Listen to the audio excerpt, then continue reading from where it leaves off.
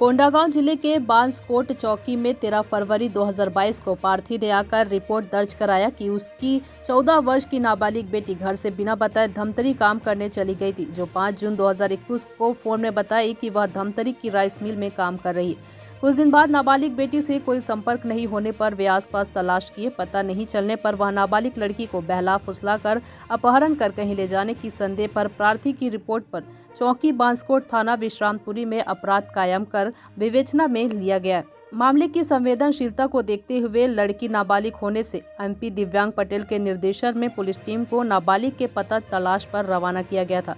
नाबालिग अपहृता के पता तलाश के दौरान पीड़िता को आरोपी कृष्ण कुमार सेन निवासी मनिंद्रगढ़ हरियाणा के कब्जे से बरामद कर पीड़िता का कथन लिया गया, जिसमें वह बताई कि उसे बहला फुसला कर रायपुर लाया गया। वहां से हरियाणा निवासी प्रदीप उर्फ कालू यादव अपने साथ हरियाणा ले जाकर मेरी शादी जबरदस्ती कृष्ण कुमार सेन से करा दी गई है। आरोपी प्रदीप यादव उर्फ कालू को पूछताछ करने पर बताया गया कि नाबालिग लड़की को आरोपी कृष्ण कुमार सेन पिता रामनिवास सेन उम्र 32 वर्ष को 1.5 लाख रुपए में बेचकर शादी कराना बताया गया है। केशकाल पुलिस अनुविभागीय अधिकारी ने बताया कि आरोपियों के विरुद्ध पर्याप्त अपराध सबूत पाए जाने के बाद गिरफ्तार कर न्यायिक रिमांड पर भेज दिया गया है। कोंडागांव से रामकुमार भारद्वाज की रिपोर्ट।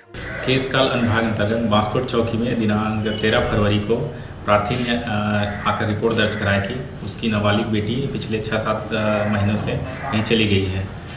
रिपोर्ट के आधार पर अपराध पंजीबद्ध कर विवेचना में लिया गया। विवेचना के दौरान पता चला कि गुम बालिका का लोकेशन हरियाणा दिखा रहा है, जिसके आधार पर विशेष टीम गठित कर हरियाणा रवाना किया गया, जहां पर नाबालिग लड़की को दस्तयाब किया गया।